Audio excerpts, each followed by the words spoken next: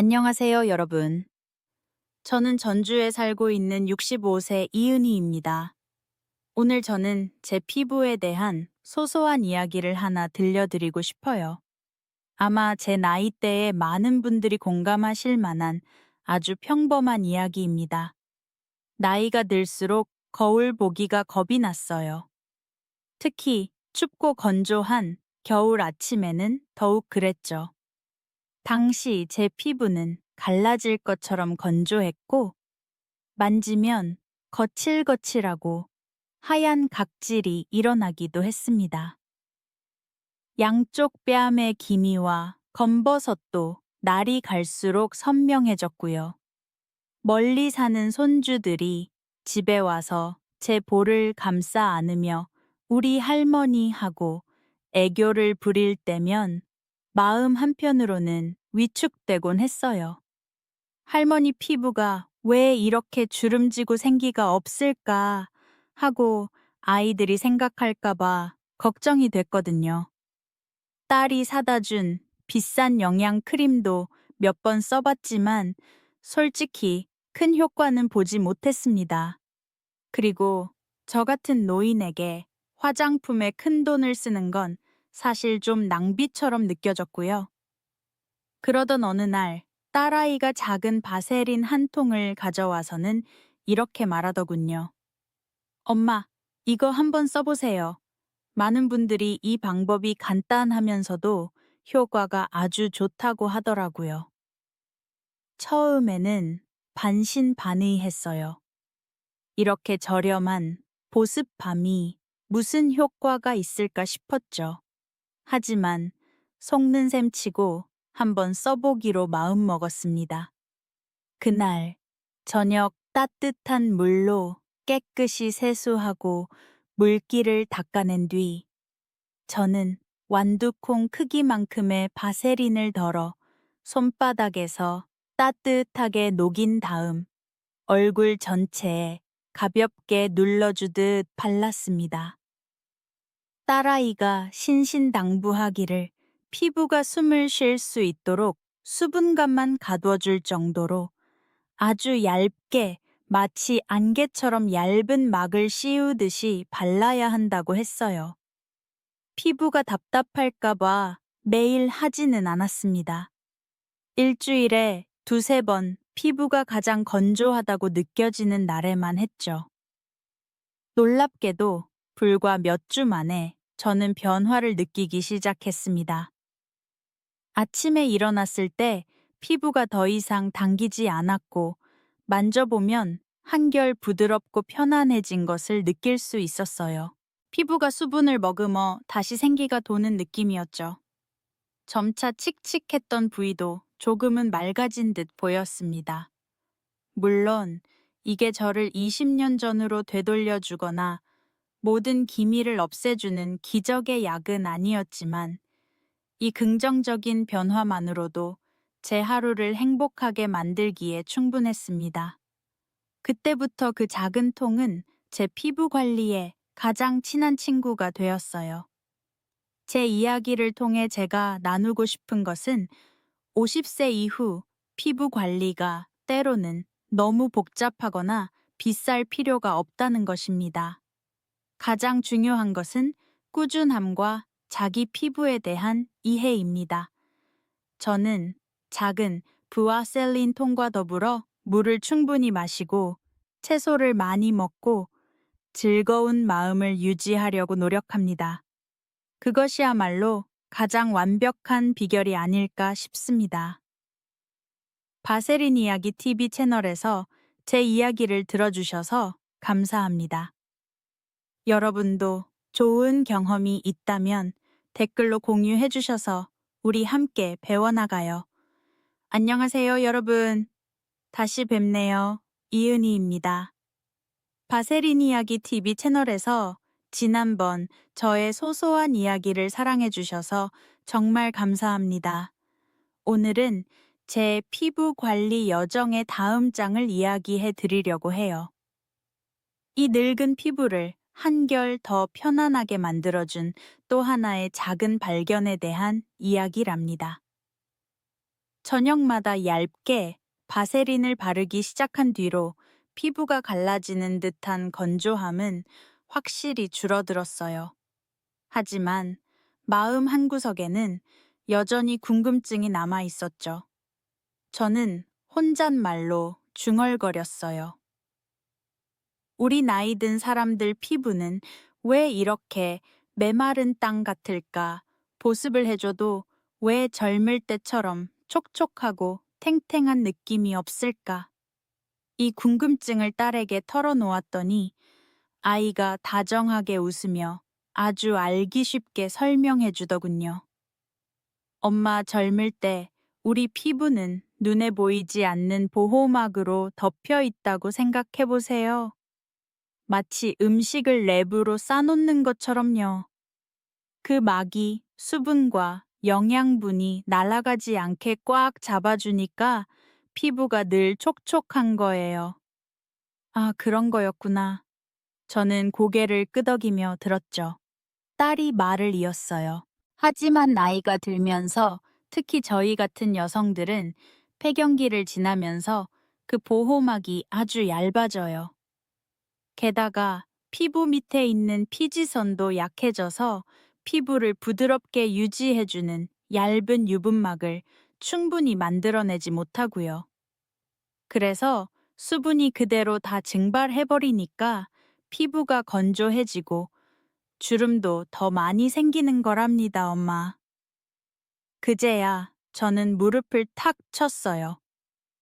단순히 수분을 잠그는 것만으로는 부족하고 그 전에 피부가 먼저 물을 마셔야 했던 거였죠. 마치 밑 빠진 화분에 식물을 키우는 것과 같았어요. 깨진 틈을 메우기만 하고 마치 바세린만 바르는 것처럼 식물에 물을 주지 않으면 식물은 시들겠죠. 반대로 물만 주고 보습만 하고 깨진 틈을 막지 않으면 물은 다 새어 나가버릴 거고요. 그래서 딸아이가 제안했어요. 엄마, 그럼 그 보습밤에 알로에 젤을 섞어서 써보시는 건 어때요? 알로에가 바로 건조한 피부에 필요한 순수한 물과 같아요. 알로에라니 참 친숙한 이름이었죠. 옛날 시골집에서는 집집마다 한두 포기씩은 키웠으니까요. 가볍게 되거나 햇볕에 피부가 탔을 때면 어머니께서 알로에 한 줄기를 잘라 그 투명한 젤을 발라주시곤 했는데 그러면 피부가 시원하게 진정되곤 했죠. 그 흔한 식물이 피부 관리에 그렇게 좋을 줄이야. 딸아이는 알로에 젤에 수분과 영양분이 가득해서 피부를 진정시키고 즉각적으로 수분을 공급해 준다고 설명해 주었어요. 특히 얇고 민감해진 50세 이후 피부의 알로에는 마치 지친 피부를 어루만져주고 위로해주는 다정한 친구 같다고요. 저는 당장 시도해보기로 마음먹었죠. 그런데 제가 처음에 저지른 우스운 실수를 하나 말씀드릴게요. 깨끗하게 한다고 작은 그릇에 알로에 젤과 보습밤을 덜어서 섞어봤어요. 섞인 질감은 아주 좋았는데 나중에 그 그릇을 닦으려니 세상의 기름기 때문에 아무리 닦아도 미끌거려서 정말 고생했답니다. 제 스스로 일을 만든 셈이죠. 그 후로는 요령이 생겼어요.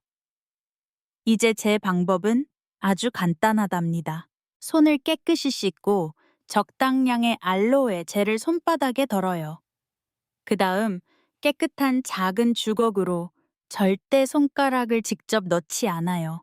딱 작은 콩알만큼의 와셀린을 덜어내 알로에 젤이 있는 손바닥에 놓고 양손으로 비벼줍니다. 신기하게도 이렇게 섞으면 그 보습밤 특유의 끈적임은 완전히 사라지고 마치 고급 에센스처럼 부드럽고 가벼운 질감으로 변해요. 저는 그 혼합물을 얼굴 전체에 부드럽게 펴발라요.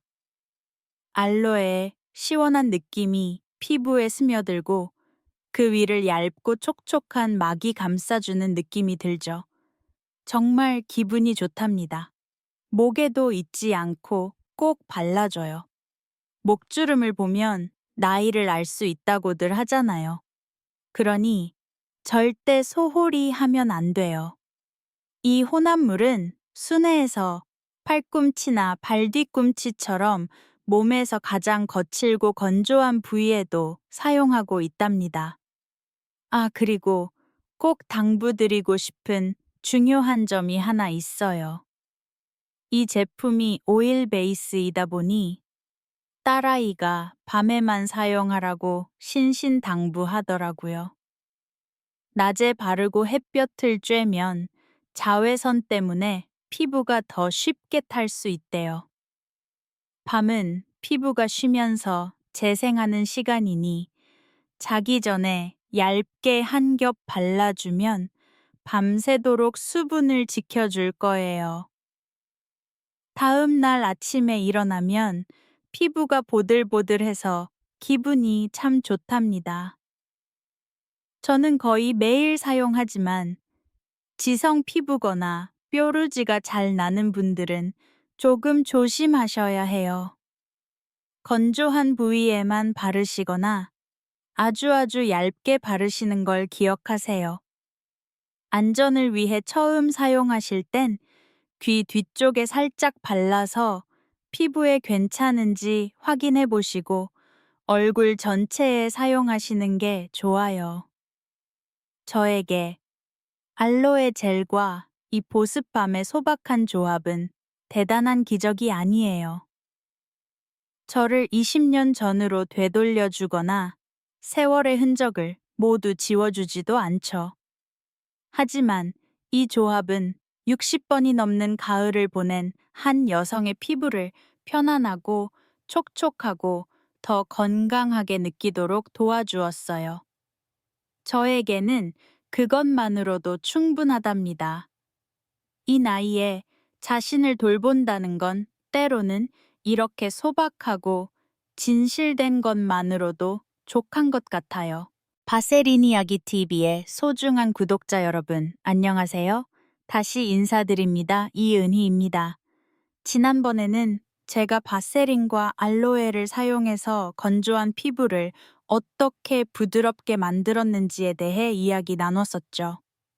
그 방법은 정말 효과가 있어서 피부 당김이 훨씬 줄어들었답니다. 하지만 제 나이대의 많은 분들이 공감하실 또 다른 고민이 있었어요. 바로 양볼에 점점 짙어지는 김이 검버섯 잡티들이었죠.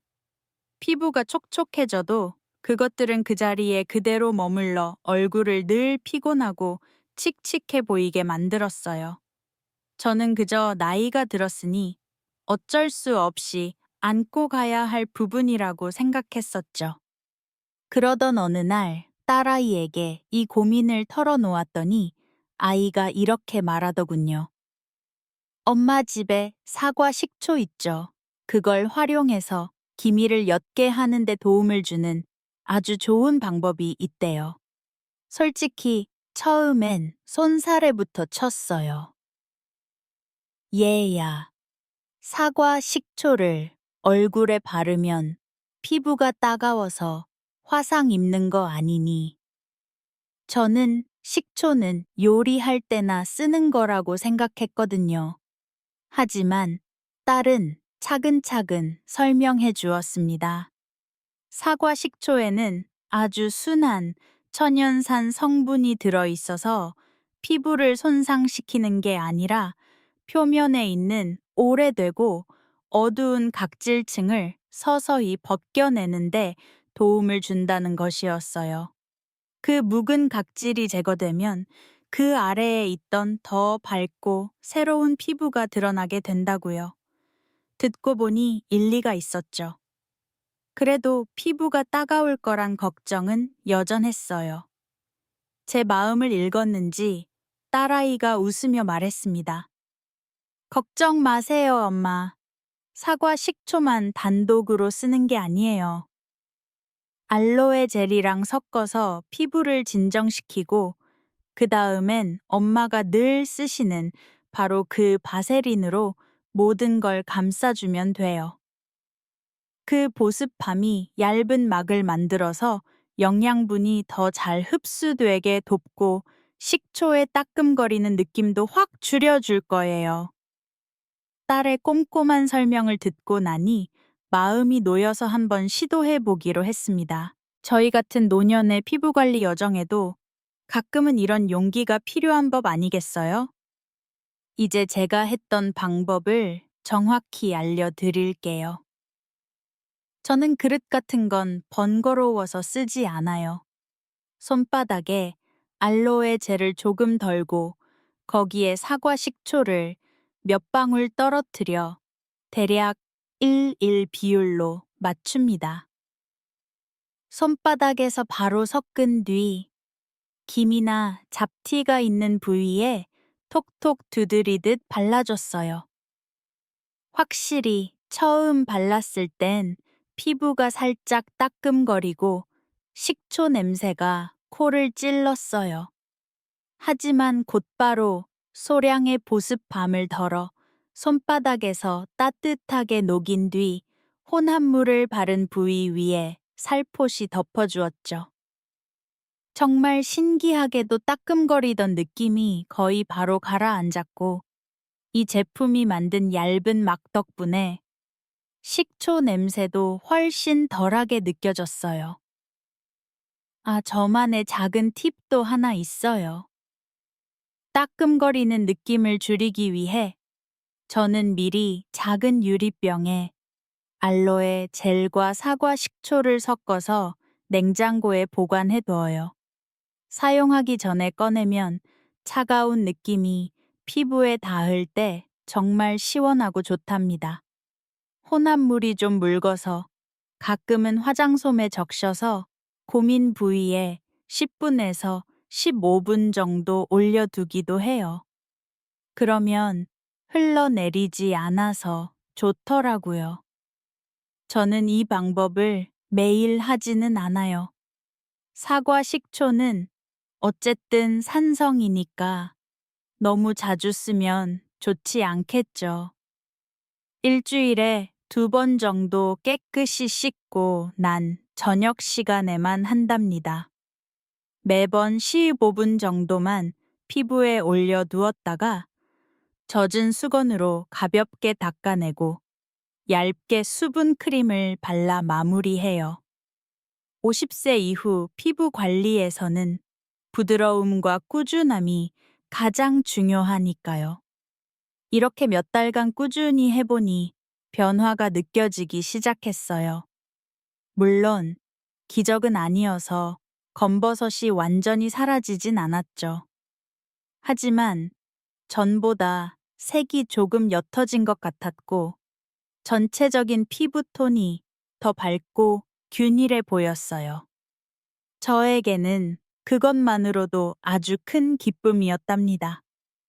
마지막으로 이 방법을 시도해 보려는 분들께 꼭 당부하고 싶은 중요한 점들이 있어요. 첫째, 꼭 손목 안쪽에 먼저 테스트해서 피부에 자극이 없는지 확인하세요. 피부가 아주 예민하거나 상처가 있는 부위에는 사용하지 않는 것이 좋아요.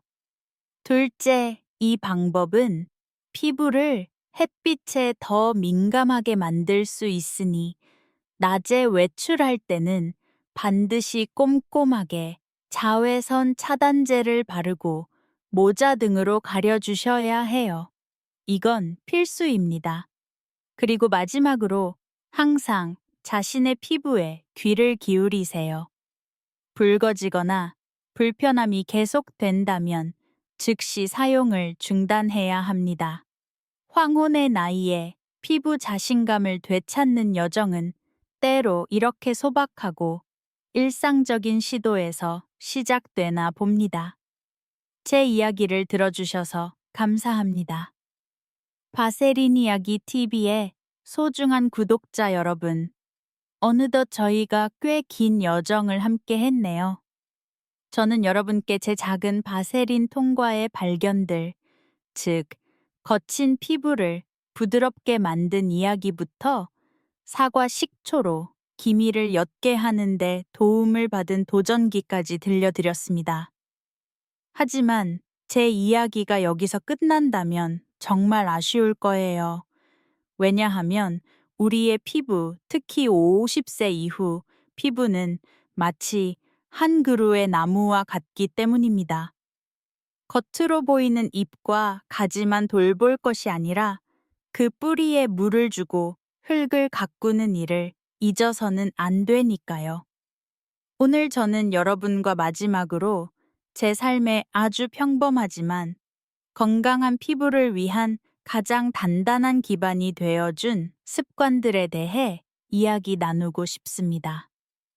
이건 대단한 비법이 아니라 저와 같은 노년의 삶에서 우러나온 소박한 지혜랍니다. 여러분도 아시다시피 나이가 들수록 우리 몸은 더 이상 콜라겐처럼 귀한 것들을 스스로 만들어내지 못하더군요. 제 딸은 우스갯소리로 몸속 공장이 이제 은퇴했다고 말하곤 해요. 그러니 우리가 직접 외부에서 원료를 보충해줘야만 하죠.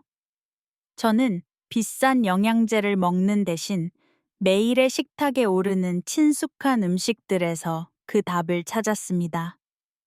가끔 저는 작은 냄비에 사고를 끓여요. 국물 맛을 내기 위함이기도 하지만 저 자신에게 천연 콜라겐을 선물하는 시간이기도 하죠. 시장에 가서 신선한 연어가 보이면 작은 조각을 사와서 굽기도 합니다.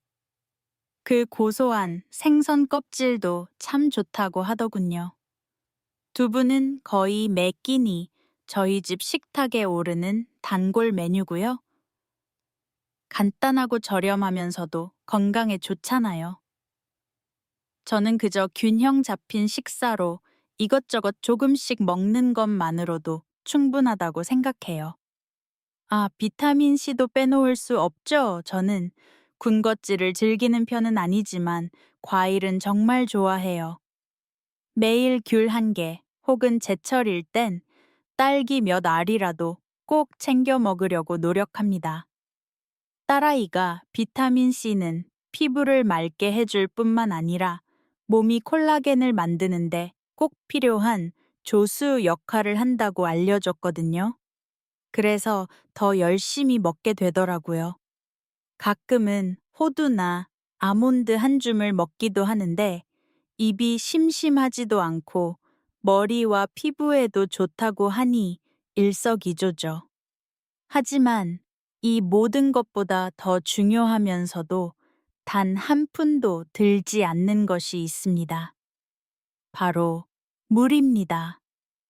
예전에는 목이 타들어갈 때가 되어서야 물을 마시는 습관이 있었어요. 딸아이가 그 습관을 고쳐주었죠. 엄마가 목마르다고 느낄 땐 몸이 이미 도와달라고 소리치는 거예요. 이제는 제 옆에 항상 작은 물병을 둡니다. 틈틈이 한 모금씩 하루 종일 천천히 마셔요. 특히 제가 가장 좋아하는 습관은 아침에 일어나자마자 따뜻한 물 한 잔을 마시는 거예요. 긴 밤 동안 잠들어 있던 몸을 깨우고 시원하게 씻어내는 기분이 들거든요. 몸에 좋은 것을 채우는 것과 동시에 몸에 좋지 않은 것을 비워내는 것도 중요하다는 걸 깨달았어요. 이제는 과자나 사탕 같은 단 음식을 예전처럼 많이 먹지 않아요. 가끔 손주들이 놀러 오면 함께 즐겁게 먹는 정도죠. 기름에 튀긴 음식도 줄였어요. 먹고 나면 몸이 무겁고 피부도 칙칙해지는 느낌이 들더라고요. 그리고 아마 이 나이에 피부 관리를 하며 배운 가장 값진 것은 잼의 소중함일 겁니다. 젊었을 땐 일에 바빠 잠을 소홀히 여겼지만 지금은 달라요. 밤 10시 전에는 꼭 잠자리에 들려고 노력합니다. 저는 아이들에게 농담처럼 말하곤 해요.